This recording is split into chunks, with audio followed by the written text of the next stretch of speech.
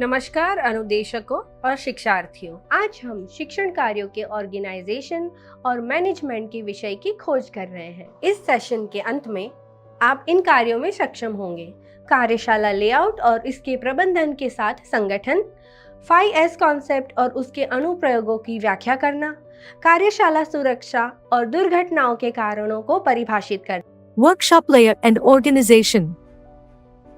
Workshop layout सावधानी पूर्वक वितरित करने की एक प्रक्रिया है। उपलब्ध फ्लोर प्रत्येक गतिविधि या घटक के लिए एक स्थान एक कार्यशाला का। Characteristics of well organised workshop: अनुकूल जलवायु, सुरक्षा, सुविधा, उपकरण और मशीनरी, उपलब्ध स्थान का संगठन, प्रकाश एवं वेंटिलेशन। वर्कशॉप लेआउट तैयार करने के लिए अपनाए जाने वाले चरण नीचे दिए गए अनुसार हैं। वर्कशॉप के वास्तविक उपलब्ध फर्श स्थान को मापा जाना चाहिए और स्केल ड्राइंग तैयार की जानी चाहिए। खिड़कियों, दरवाजों, पिलर्स और कॉलम्स का सटीक स्थान स्पष्ट रूप से दिखाया जाना चाहिए। वर्कशॉप के लिए आवश्यक सभी मशीनरी इक्विपमेंट्स, फर्नीचर की सूची तैयार की जानी चाहिए।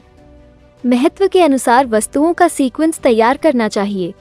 फ्लोर स्पेस की जगह को सीक्वेंसिंग करने के बाद अन्य सुविधाओं जैसे स्टोरेज, ड्रिंकिंग वाटर आदि की व्यवस्था की जानी चाहिए।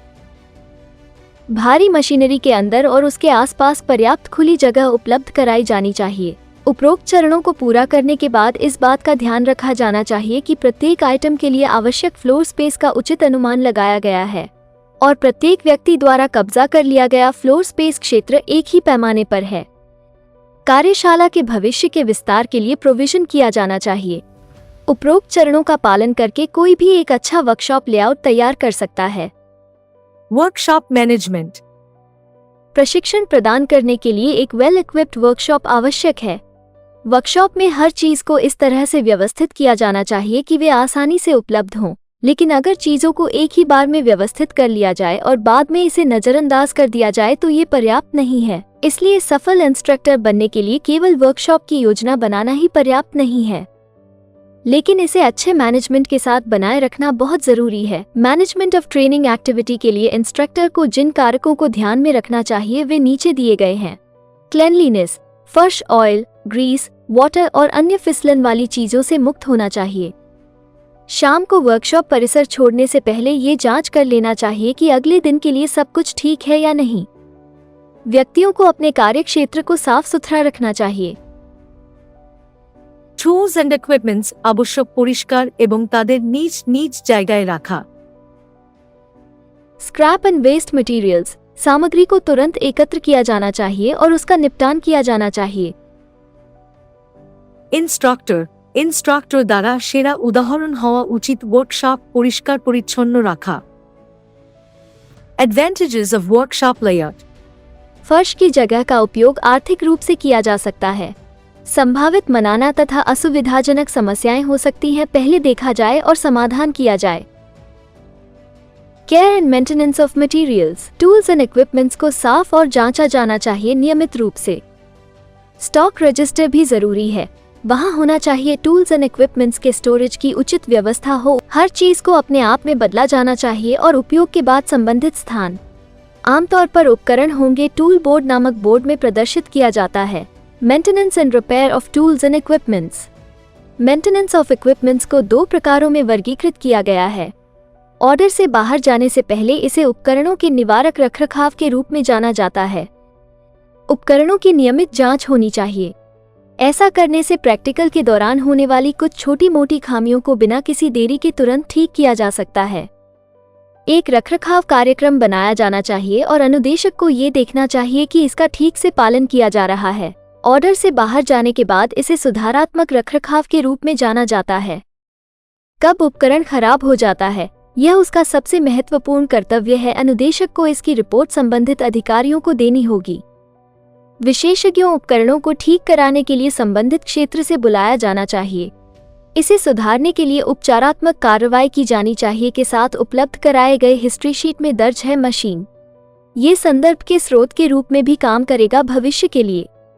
5S वर्कप्लेस ऑर्गेनाइजेशन के लिए एक व्यवस्थित दृष्टिकोण है। ये वर्कप्लेस ऑर्गेनाइजेशन के 5S अवधारणा गुणवत्ता पैरामीटर हैं। संगठन पद्धति 5 जापानी लोगों की सूची का उपयोग करती है। शब्द जो हैं सेरे, सेडन, सीसो, सेकेत्सु एंड शित्सु। अंग्रेजी में अनुवादित ये सभी एस अक्षर से शुरू होते हैं। सूची बताती है कि आइटम कैसे हैं। Sorted, stabilized, systematically cleaned, standardized and sustained।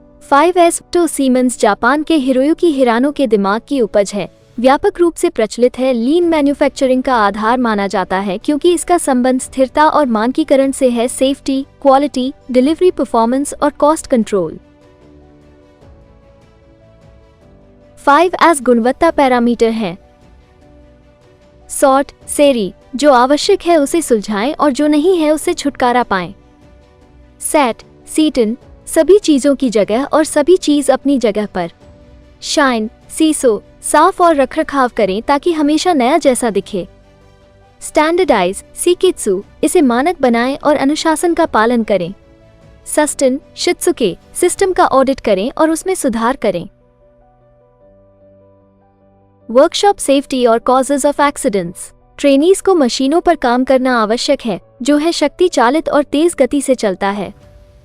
काम करते समय ऐसी मशीन पर दुर्घटना होने की संभावना बनी रहती है। एक्सीडेंट के कई कारण होते हैं जैसे ignorance, carelessness, fatigue, improper clothing आदि। यह विषय परिभाषित करता है कार्यशाला लेआउट और इसके प्रबंधन के साथ संगठन, 5S कॉन्सेप्ट और उसके अनुप्रयोगों की व्याख्या, कार्यशाला सुरक्षा और दुर्घटनाओं के कारणों को परिभाषित करना। मुझे आशा है कि आपको यह विषय समझ में आ गया होगा। हमारे अगले वीडियो में हम नया विषय सीखेंगे। तब तक अपना ख्याल रखें।